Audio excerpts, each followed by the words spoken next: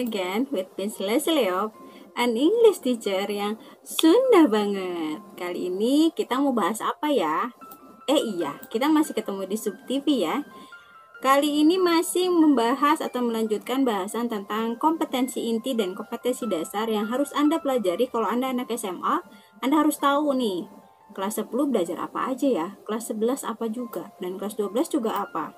Tidak semua guru menyampaikan KIKD ini di awal, walaupun sekarang sedang masa pandemi, artinya guru dibebaskan untuk memakai KIKD darurat. Artinya dari sekian KIKD, guru boleh pilih beberapa KIKD yang esensial dan perlu diajarkan ke siswa, karena keterpakaiannya tinggi, gitu. Jadi nggak usah semuanya. Terus apa saja nih yang harus diketahui? Maksudnya walaupun seperti itu Anda sebaiknya tahu harusnya belajar apa aja. Tuh, ini berdasarkan apa sih? Seperti yang video-video sebelumnya, kalau Anda misalnya, saya kan bahasa Inggrisnya bahasa Inggris wajib atau bahasa Inggris umum. Jadi gimana dong? Cek video sebelumnya. Sudah ada bahasan tentang video bahasa Inggris wajib untuk kelas 10, 11, dan 12. Bahkan bahasa Inggris limitnya untuk kelas 10 ada di video sebelumnya. Kali ini kita bahas untuk bahasa Inggris kelas 11, limit atau lintas minat atau peminatan berdasarkan Permendikbud tahun 2010 nomor 24 lampiran 52 tentang bahasa Inggris peminatan. Jadi nggak ngasal ya, ini berdasarkan Permendikbud. Apa saja ya yang harus dipelajari? Pertama, kita biar tahu dulu nih, biar sekalian, kalau kelas 10 tuh ada 10 KIKD. KIKD itu kompetensi inti dan kompetensi dasar itu loh. Terus kelas 11 ada 10 dan kelas 12 ada 9. Kelas 10 sudah kita bahas, dan seperti biasa di KIKD terakhir itu bahasannya adalah tentang lagu. Oke, sekarang kita ke kelas 11. Kelas 11 seperti yang tadi disinggung di awal, ada berapa? Ada 9. Ada 10. Kalau 9 kan kelas 12. Bahasan yang pertama adalah tentang, kita kupas tuntas ya, sekilas aja. Intinya maksudnya, detailnya nanti akan ada video berikutnya. Insya Allah nanti Miss Leslie akan bikin video berikutnya tentang tiap bahasan detail. Kita ngapain aja sih di materi ini dan seterusnya. Oke, yang pertama adalah menyarankan saran itu suggest itu misalnya ada seseorang yang terlihat pucat, kita sarankan dia untuk segera ke dokter atau periksa, berarti itu namanya saran biasanya pakai kata apa sih? Suggestnya ajak lagi aja, misalnya I suggest you to go to the doctor, saya sarankan Anda pergi ke dokter, itu saran ya. Terus apa lagi? Bahasan yang kedua adalah tentang past and present perfect. Ada yang bilang perfect, ada yang bilang perfect. Berabar. Si perfect ini hubungannya dengan have sama has ditambah verb 3. Jadi have, has, kalau yang present, kalau yang past tense had, ketemu verb 3. Artinya si have, has, had ini artinya mempunyai. Tapi kalau have, has, had ketemu verb 3, dia menjadi sudah. Misalnya apa sih? Saya mau bilang, saya punya uang. Anda akan tuliskan atau Anda akan sebutkan I have money. Kalau yang punyanya dia gimana? Misalnya dianya perempuan, she has money. Itu kalau si have atau has-nya sebagai kata kerja dan dia artinya mempunyai. Tapi tadi yang seperti yang Miss Leslie bilang, have sama has kalau ketemu verb 3 dia jadi sudah. Yang itu tadi yang past atau present perfect. Contohnya gimana sih? Misal sudah makan. Makan itu eat. Verb satunya eat. Verb 2-nya ate, tulisannya ate. Verb 3-nya eaten. Kalau Anda mau bilang sudah makan, Anda tidak bilang begini. I have eat. I have eat. Kalau gitu saya mempunyai makan. Kan pengennya sudah makan. Jadi gimana? Have-nya harus ketemu verb 3. Jadi si it-nya diganti dulu jadi verb 3. Agak pusing? Biarin ya. Ini kan sekilas doang, nanti detailnya ada di video yang bahasan tentang perfect atau perfect. Ini gimana jadinya? I have eaten, misalnya meatball, berarti saya sudah makan bakso. Gitu. Ya, jadi sekali lagi have atau has atau had ketemu verb 3 artinya jadi sudah, bukan artinya jadi mempunyai. Bahasan berikutnya adalah tentang plan. If clause, tipe 1. If clause itu apa sih? If clause itu kalimat jika atau pengandaian atau conditional sentence. Conditional sentence teh kalimat pengkondisian. Jika saya begini, saya akan begitu. Misal, jika saya punya banyak uang, saya akan pergi ke Mekah. Misal, if I have a lot of money, I will go to Mekah. Gitu. Jadi nanti ada kalimat jika, ada kalimat akan. Nanti digabung pakai tipe 1. Tipe 1 itu pakai verb 1. Terus apa lagi? Bahasan berikutnya adalah tentang PUM. Ini di 3.4, 4.4. Kalau kode 3 itu berarti pengetahuan, kode 4 itu berarti keterampilan. PUM itu apa sih? PUM itu puisi. Berarti nanti diajarin berpuisi-puisi, atau misal si puisinya ini maksudnya apa ya? Pesannya apa ya yang ingin disampaikan oleh puisi tersebut? Karena si puisi ini menginterpretasikan dan menangkap makna.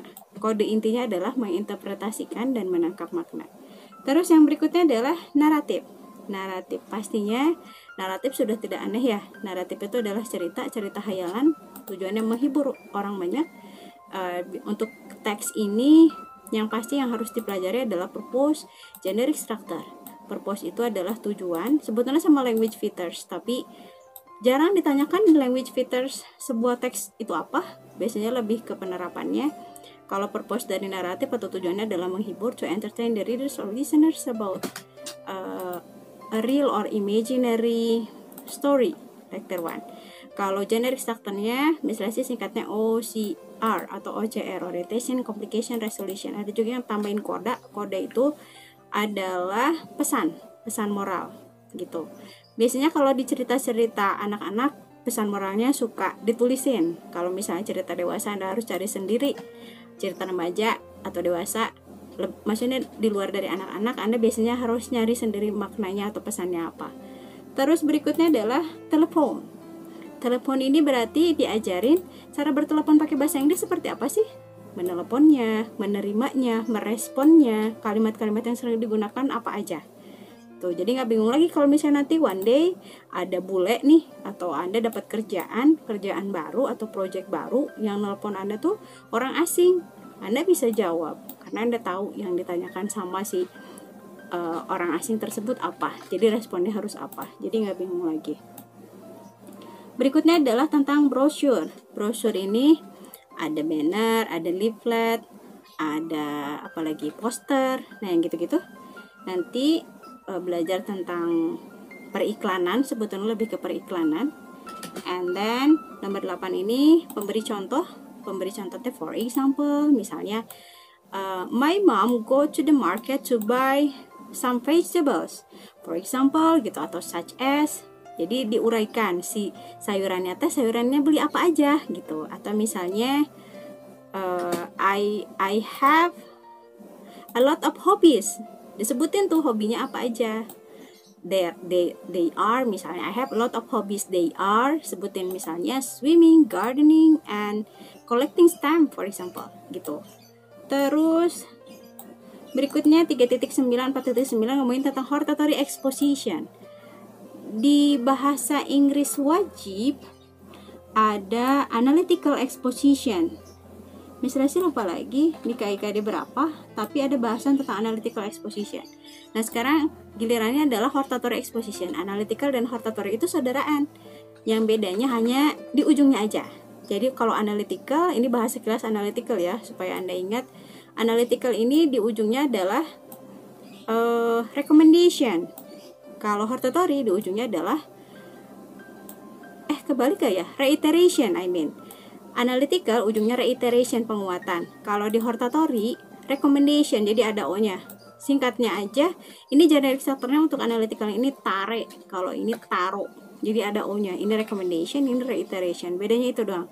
Depannya sama, tesis, argumen, reiteration. Kalau satu lagi tesis, argumen, recommendation. Jadi misalnya sih biar mudah menyingkat generic structure-nya jadi tare dan taro. Kalau yang ini nih bahasannya adalah berarti tentang taro. Ada yang mempengaruhinya di ujungnya rekomendasi penulis. Terus apa lagi sih? Terakhirnya yaitu kan bahasan ke-10 yang terakhir pasti tahu ya, apa coba? Betul, song lirik. Ya, memang song lirik muncul di setiap KIKD, entah pertimbangannya apa. Mungkin karena remaja dekat dengan dunia perlaguan, jadi mungkin lebih mudah diterima. Kita sudah sampai ke KIKD terakhir di kelas 11. Itu bahasan yang Anda, anak SMA, yang perlu tahu, wajib tahu. Mau belajar apa aja sih gitu. Nah, anak SMA nih belajar ini list yang tadi misalnya sebutkan. Oke, satu lagi berarti tinggal yang kelas 12. Kalau Anda kelas 12, nanti cek video berikutnya ya, bukan di sini tempatnya. Tapi kalau misalnya saya juga pengen tahu dong sebetulnya saya harus belajar apa aja kelas 11 bahasa Inggris limit, mangga cek di sini. Bahasa Inggris limit atau peminatan itu munculnya biasanya hanya di SMA. Kalau SMK tidak ada peminatan atau bahasa Inggris limit. Oke, segitu saja bahasan dari Miss Lesi hari ini. Kita ketemu di video berikutnya. Silahkan cek video-video yang lain yang pasti tidak kalah informatif, menghibur, karena Sub TV pasti akan terus mengajak Anda learning, entertaining, and inspiring. Semoga bermanfaat, semoga menginspirasi, semoga menghibur Anda semua. That's all. Bye. Nanti ketemu lagi sama Miss Leslie, guru bahasa Inggris yang sedang banget ya. Assalamualaikum.